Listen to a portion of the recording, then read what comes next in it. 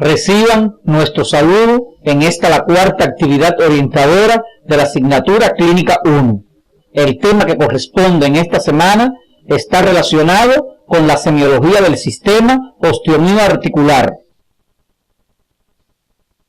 Al concluir la actividad orientadora, serán capaces de vincular los contenidos morfofuncionales del sistema osteomioarticular con las alteraciones que se encuentren al interrogatorio y el examen físico.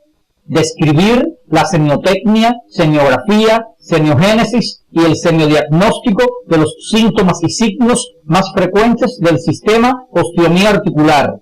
Elaborar el diagnóstico sindrómico de los principales síndromes del sistema osteomioarticular, teniendo en cuenta la sindromología y la sindromogénesis, e interpretar los resultados de los exámenes imagenológicos y de laboratorio clínico generales y específicos relacionados con estos síndromes. Como ya conocen de sus estudios en la asignatura Morfofisiología 1, el sistema osteomioarticular está compuesto por huesos, músculos, tendones, articulaciones y otras estructuras periarticulares.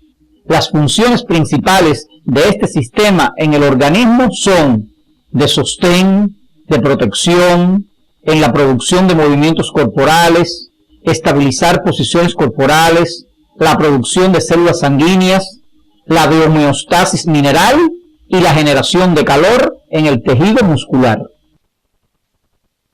Durante la sesión de la mañana tuvieron la posibilidad de estudiar el examen físico del sistema osteomioarticular normal, donde apreciaron que es un examen minucioso que incluye la evaluación de la fuerza muscular esquelética, las mediciones de las masas musculares, los miembros y la movilidad articular.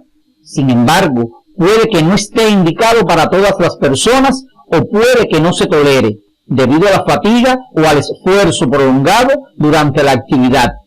Por lo que es importante recordar que si una persona no manifiesta signos llamativos de disfunción musculoesquelética, puede ser suficiente un examen de pesquisa menos profundo. Son importantes los datos obtenidos al interrogatorio relacionados con el sexo, pues hay enfermedades más frecuentes en el sexo masculino como son la gota, la espondilitis anquilopoyética y otras más frecuentes en el sexo femenino como la artritis reumatoidea y el lupus eritematoso sistémico. La edad. El lupus eritematoso sistémico y la artritis reumatoidea se presentan en mujeres jóvenes en edad reproductiva. La gota se presenta casi siempre después de los 40 años, al igual que la osteoartrosis degenerativa. La ocupación. Los pacientes expuestos a gran actividad física y sobrecarga articular tienen mayor predisposición a cambios osteoartríticos. En los agricultores se observan las lumbociatalgias. Los buzos sufren necrosis aséptica por oclusiones vasculares originadas por las burbujas de nitrógeno, entre otros. La obtención del motivo de consulta principal por el que acuden los pacientes con enfermedades relacionadas con patologías osteomioarticulares son fundamentalmente el dolor, la rigidez, las deformidades, la falta de fuerza muscular y la limitación de los movimientos. Durante la actividad orientadora de hoy, analizaremos el síntoma más frecuente por el que consultan los pacientes con afecciones osteomioarticulares. Nos referimos al dolor, que constituye el principal problema que refieren las personas de la tercera edad y presente también en otros grupos de edades según la entidad que los afecte.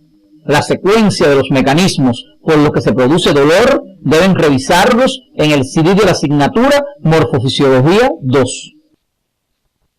El estudio semiográfico del dolor adquiere una importancia relevante, por lo que durante el interrogatorio de sus características no debes olvidar las siguientes interrogantes.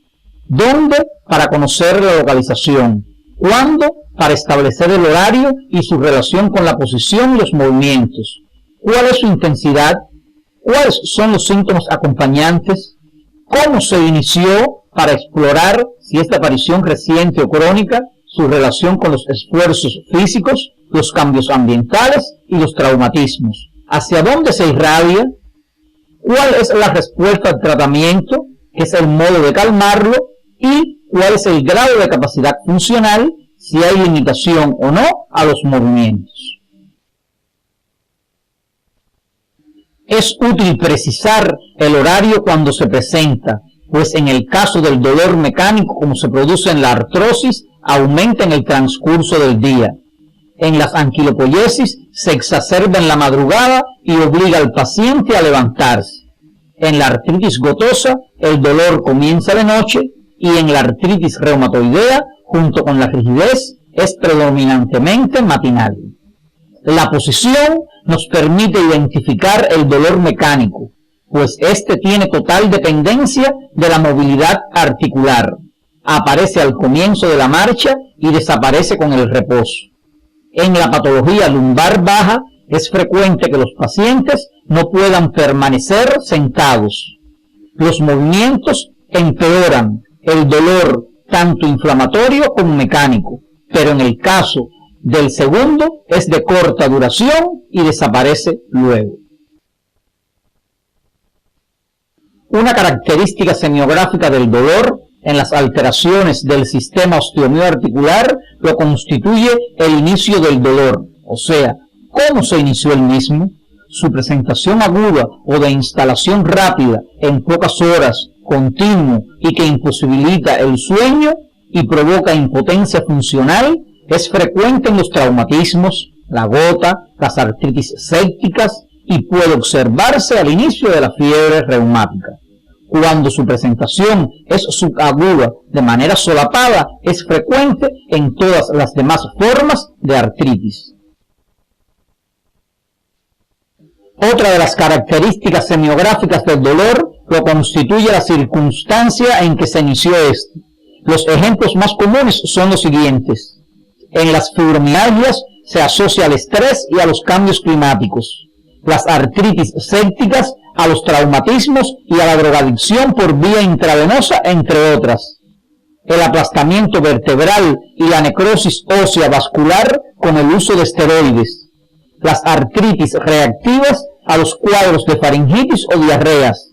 Y en la artritis gotosa, las alteraciones en la dieta y el uso de diuréticos, entre otros. En la semiografía del dolor es importante la descripción de su calidad. Es agudo, urente, punzante cuando se produce en tejidos superficiales o en las raíces y troncos nerviosos. Es un dolor sordo cuando es molesto y soportable, está mal localizado y se origina en estructuras osteomioarticulares o viscerales. Debemos precisar la intensidad del dolor, teniendo en cuenta si es superficial, profundo o referido, así como su localización. El dolor superficial se produce por estímulos que actúan sobre la piel y las mucosas o las fibras nerviosas que las inervan. Es agudo, punzante, urente y cuando persiste produce una sensación de quemazón. Podemos experimentar un ejemplo de este tipo de dolor tirando de los pelos del dorso de la mano. Se localiza con precisión y se acompaña de algunos fenómenos asociados como dolor cutáneo a la presión, hiperalgesia y parestesias. El dolor profundo se origina en estructuras profundas como los músculos, huesos, articulaciones y vísceras. Es sordo como el que se siente al pinzar entre los dedos un vientre muscular. Habitualmente es difuso, mal localizado y con frecuencia percibido a alguna distancia de la estructura enferma. El dolor referido es el dolor profundo percibido en una estructura distinta de aquella que sufre la lesión. Tiene una distribución segmentaria perteneciente al mismo segmento neurológico que la estructura lesionada. Se acompaña de puntos dolorosos a la presión en su área. Todas estas características distintivas fueron estudiadas durante la asignatura Morfofisiología 2. deben recordar que el dolor se localiza más fácilmente cuanto más superficial y periférico es.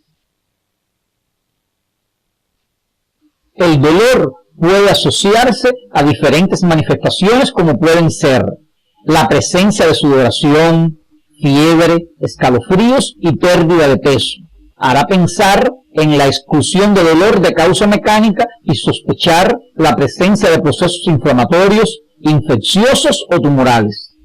La presencia de alteraciones en la piel, mucosas, las paneras y sistemas respiratorio, renal, cardiovascular y neurológico son frecuentes en las enfermedades inmunológicas.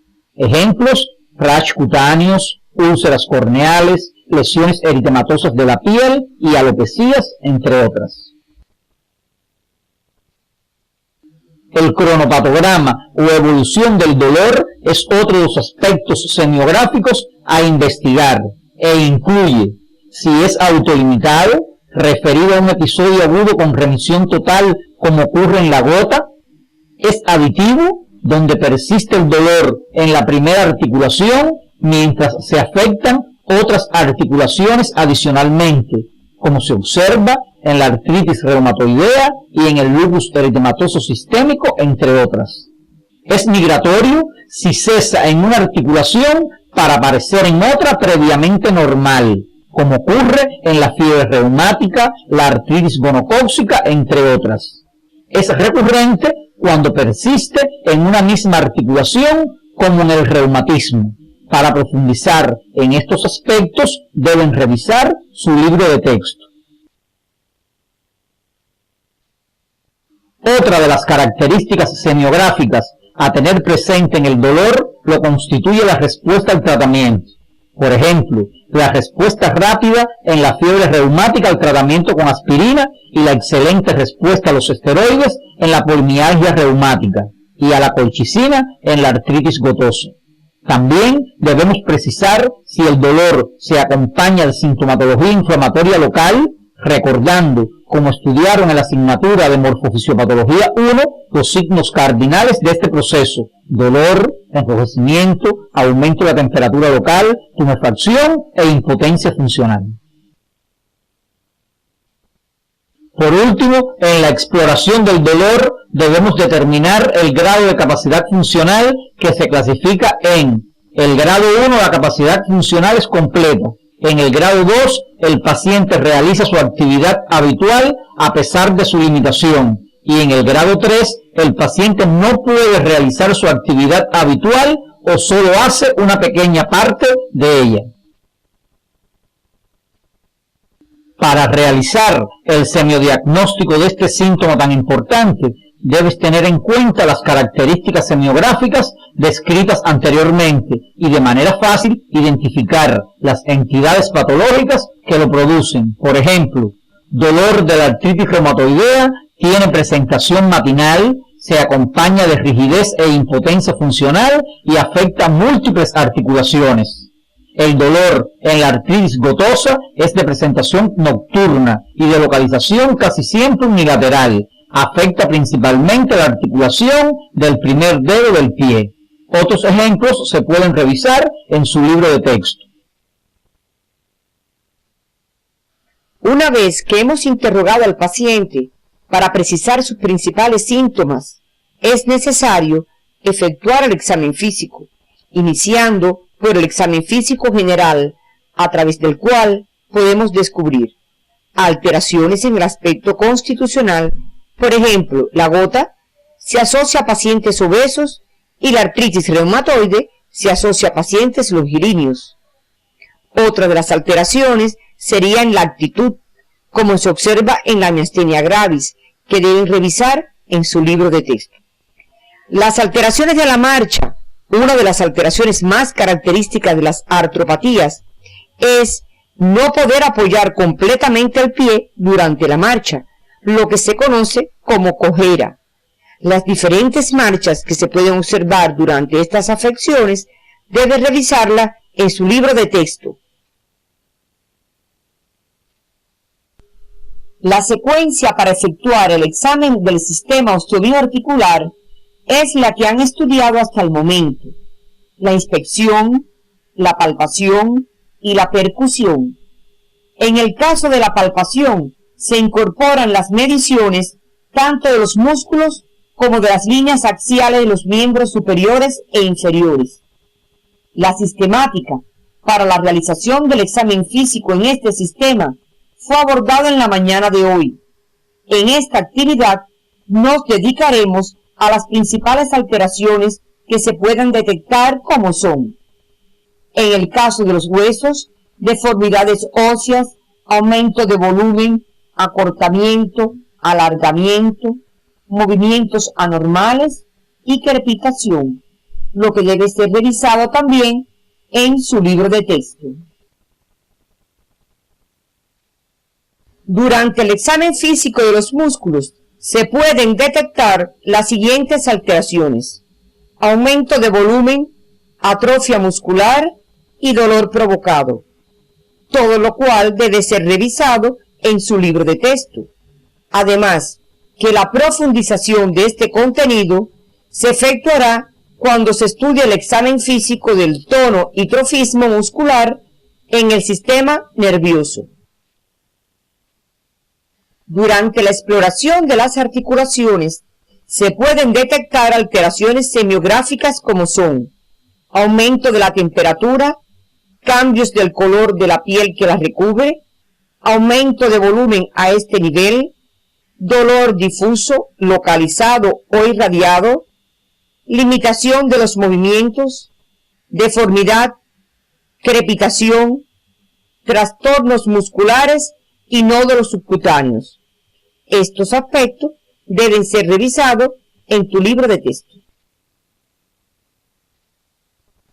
La exploración del sistema osteomioarticular continúa con el examen de las diferentes regiones, como son: la columna vertebral y sus diferentes segmentos: cervical, dorsal, lumbar y sacra, mediante maniobras que detectarán la presencia de dolor a estos niveles. Recuerden que estas solo se realizan para descartar o no la presencia del dolor, dentro de las que pueden mencionarse la maniobra de Neri 1 y la maniobra de Neri 2, maniobra de Lassagne y maniobra de Bragar, de las que se auxilia el médico general para detectar alteraciones a estos niveles, las que deben revisar en su libro de texto y ejercitarlas durante la práctica docente. Posteriormente, se continúa con la exploración particular de las demás articulaciones, como la sacroiliaca, la temporomandibular, la cricoaritenoidea, la del hombro, codo, muñeca, los dedos de las manos, la cadera, la rodilla y el tobillo. Estos contenidos deben revisarlo en su libro de texto, haciendo énfasis en la inspección y la palpación a estos niveles, pues las maniobras específicas para su exploración se abordarán con mayor profundidad en la asignatura de ortopedia.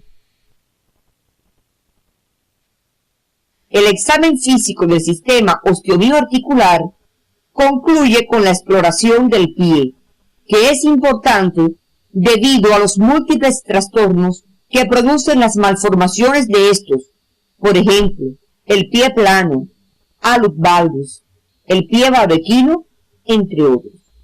Para su exploración se utilizarán la inspección, la palpación y el examen de su movilidad. Revisa esto en tu libro de texto. Una vez que se han obtenido los datos al interrogatorio y los hallazgos al examen físico, se deben agrupar estos en síndromes, lo que facilitará el diagnóstico certero de estas entidades. Desde el punto de vista clínico, los síndromes del sistema osteomioarticular pueden ser óseos, musculares, articulares, del tejido conectivo y vasculíticos. No es objetivo de esta actividad la descripción de cada uno de ellos. Abordaremos el síndrome de inflamación articular, que agrupa varias entidades, dentro de las cuales nos referiremos a las artritis reactiva y a la poliartritis reumatoide. La sacrolumbalgia como síndrome de presentación frecuente se estudiará durante la discusión del caso clínico de la semana. Los demás síndromes del sistema osteomioarticular deben ser revisados en su libro de texto. Comenzaremos con el estudio de la artritis reactiva. El término artritis reactiva fue propuesto por Toivainen en 1969 y se usa para referirse a la inflamación sinovial aséptica secundaria a una infección que ocurre fuera de las articulaciones, habitualmente en el tracto digestivo o genitourinario. El cuadro clínico de artritis reactiva históricamente se atribuye a Hans Reiter. Este autor reconoció como una entidad clínica la constelación de artritis, conjuntivitis y uretritis en un joven alemán luego que sufriera un episodio de diarrea aguda. El síndrome de Reiter ha sido hasta ahora el paradigma de la enfermedad. Las artritis reactivas corresponden a artropatías seronegativas y se clasifican junto a una serie de otras afecciones con las que comparten rasgos clínicos, radiológicos y genéticos, conformando el grupo de las espondiloartropatías u afecciones caracterizadas por compromiso inflamatorio del eje espinal. Los mecanismos patogénicos propuestos en artritis reactiva son la diseminación de antígenos bacterianos desde el foco primario de infección, acción de anticuerpos citotóxicos en tejidos blancos, diseminación de células citotóxicas que cumplen su papel en órganos diana, acción de citoquinas que se generan fuera o dentro de la articulación, depósito de complejos inmunes circulantes o formación de los mismos en la sinovial, y mecanismos autoinmunitarios de perpetuación del daño. Estos contenidos morfofisiopatológicos fueron abordados en las asignaturas precedentes. En los últimos años se ha propuesto que ciertas características especiales del agente infeccioso y del hospedero pueden favorecer la interrelación que culmina en la respuesta inflamatoria sinovial. Se ha evidenciado que varios de los patógenos habitualmente de desarrollo intracelular pueden persistir largo tiempo, determinando infecciones latentes. Ello permite entender reactivaciones artríticas en condiciones en que no hay un nuevo episodio infeccioso, así como la persistencia de una respuesta inmune humoral que no madura, persistiendo altos los niveles de IgA. Otra de las entidades incluidas dentro del síndrome de inflamación articular lo constituye la poliartritis reumatoide, más frecuente en pacientes del sexo femenino, caracterizada por inflamación de varias articulaciones o poliartritis, que evoluciona por brotes separados de periodos de remisión. Tiene carácter autoinmune, aunque se desconoce su etiopatogenia. La sintomatología de esta entidad es la siguiente. Se afectan varias articulaciones a la vez, llamándose poliarticular. Las partes blandas de la articulación presentan los signos clásicos de inflamación que ya conocen, donde ocupa un lugar preponderante el dolor, cuyas características semiográficas fueron anteriormente citadas. Existen comúnmente otros síntomas asociados, como las alteraciones en la piel, las mucosas y en otros sistemas, como el respiratorio, cardiovascular y nervioso.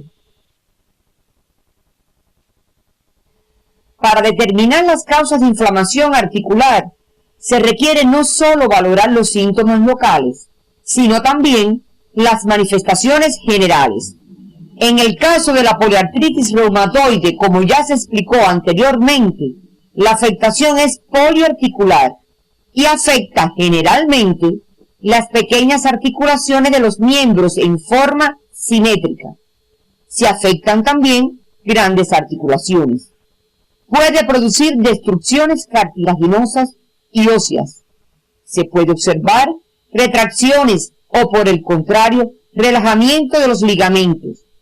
Todas estas alteraciones dan lugar a signos característicos en las articulaciones metacarpofalángicas, como son la desviación cubital o mano en ráfaga, como se observa en la figura, y el dedo pulgar en Z, que en ocasiones constituyen la tarjeta de presentación del paciente cuando llega a la consulta. Para complementar el diagnóstico de estas entidades, un papel importante lo ocupa la indicación de exámenes diagnósticos, imaginológicos y de laboratorio clínico. Para estudiar una lesión ósea es necesario tener en cuenta lo que se denominan las lesiones óseas elementales, que constituyen la semiología imaginológica. Estas son la osteoporosis, la osteolisis, la osteonecrosis y la osteoesclerosis. En la osteolisis se aprecia destrucción de trabéculas óseas que se observan radiotransparentes. Son circunscritas, adoptan formas ovales o redondeadas y pueden ser únicas o múltiples. En ocasiones destruyen la cortical del hueso. Los ejemplos más frecuentes son las metástasis óseas, las lesiones óseas del mieloma múltiple y el granuloma eosinófilo, como se observan en la figura. La osteoporosis consiste en la descalcificación ósea, perdiendo su densidad el hueso, por lo que se observa radiotransparente, sin pérdida de las trabéculas óseas. Puede ser localizada, como se ven en las inmovilizaciones de miembros por fracturas, y las generalizadas, como se ven en la edad senil y la posmenopáusica. Radiológicamente, se aprecia una radiotransparencia que en las vértebras deja un borde de mucha densidad, denominado marco. Es importante que se pueden asociar, por la poca densidad ósea, colapso de cuerpos vertebrales, así como fracturas de cadera.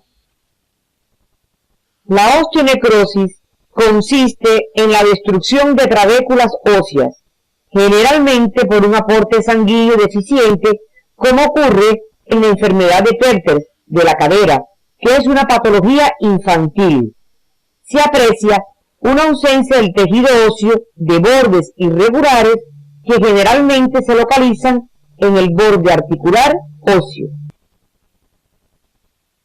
La osteoesclerosis se caracteriza por el aumento de la densidad ósea que pueden tener entre sus causas la osteomielitis y las metástasis de un carcinoma de próstata, entre otras.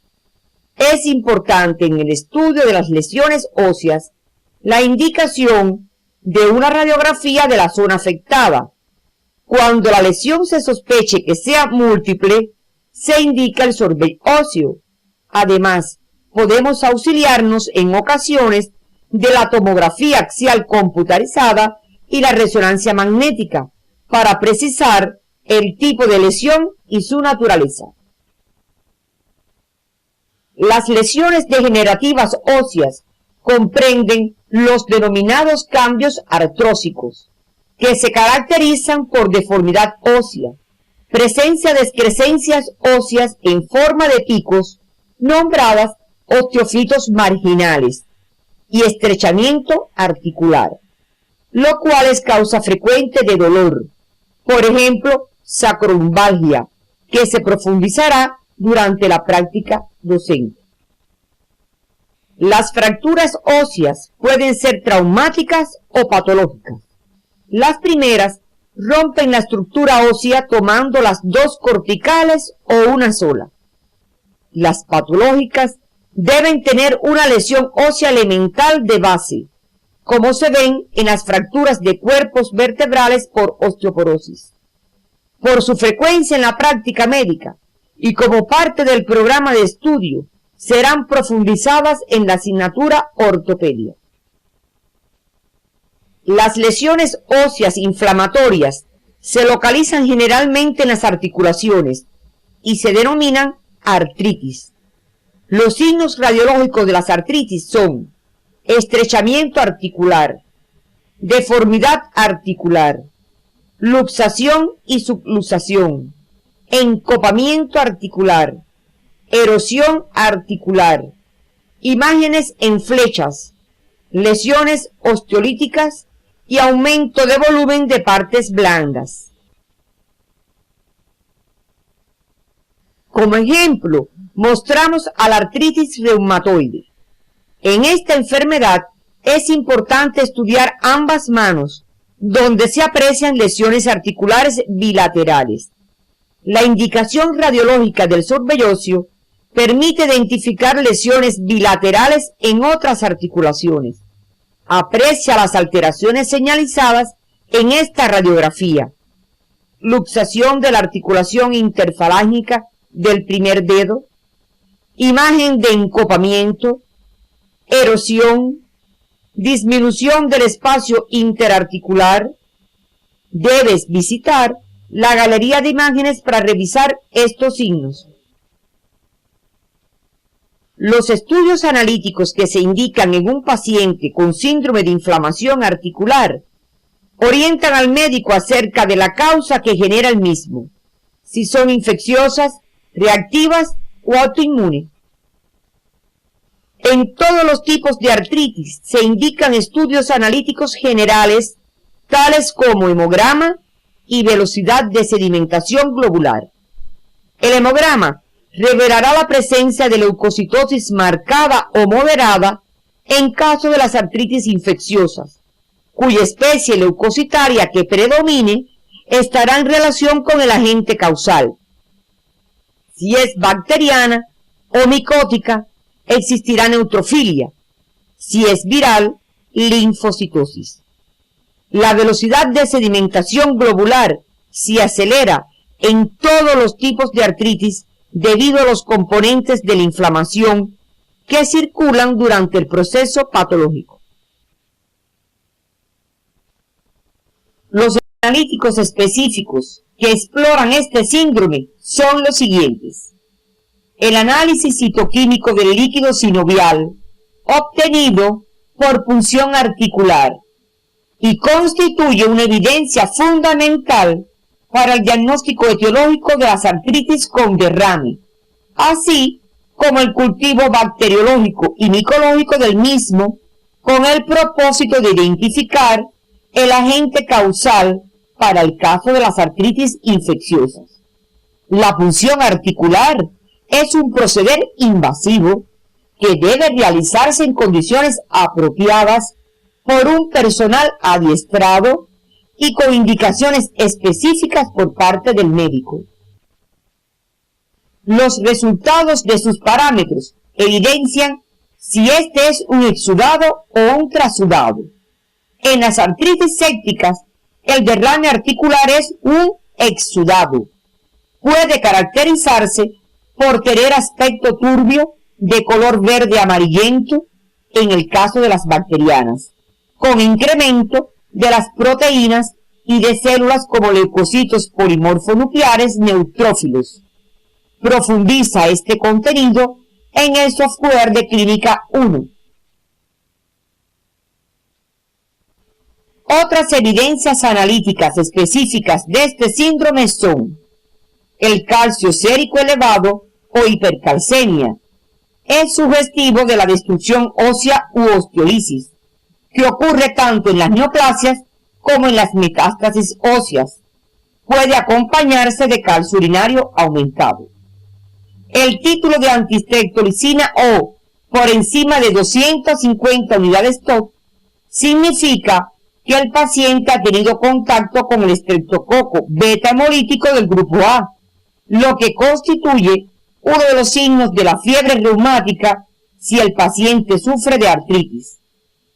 Las concentraciones séricas elevadas de ácido úrico o hiperuricemia en el curso de artritis sugieren la existencia de una artritis gotosa. Los estudios de autoinmunidad, como son el factor reumatoideo, anticuerpos antinucleares y anticuerpos anti-DNA positivos, evidencian la etiología autoinmune de la artritis. Revisa estos contenidos en la bibliografía del CD para estudiantes, así como en el software de Clínica 1. Una vez concluida la actividad orientadora de hoy, arribamos a las siguientes conclusiones. El dolor constituye el principal síntoma por el cual acuden los pacientes a consulta en las alteraciones relacionadas con este sistema. Sus características semiográficas posibilitarán el seño diagnóstico. El examen físico del sistema osteomioarticular utiliza las técnicas básicas de exploración, con énfasis en la inspección, la palpación y en algunos casos la percusión, para el hallazgo de sus principales alteraciones. Los síndromes de inflamación articular se pueden presentar a cualquier edad, constituyendo causa frecuente de atención médica como manifestación propia o acompañando a múltiples enfermedades. Las evidencias imagenológicas para el estudio de las enfermedades del sistema osteomioarticular se basan en las lesiones óseas elementales, las que pueden aparecer aisladas o combinadas en los diferentes síndromes de este sistema. El síndrome de inflamación articular se estudia por el laboratorio clínico a través de exámenes generales y específicos, teniendo en cuenta la situación clínica del paciente. Entre los principales síntomas y signos del sistema respiratorio que serán objeto de estudio en la próxima actividad, se encuentra la hemoptisis, que constituye un signo alarmante para el paciente que acompaña enfermedades agudas o crónicas y en ocasiones requiere de conducta terapéutica inmediata por la gravedad del sangramiento. En el orden cultural aparece representada esta manifestación en la pintura donde Margarita Gautier, la dama de las camelias, fallece por esta causa.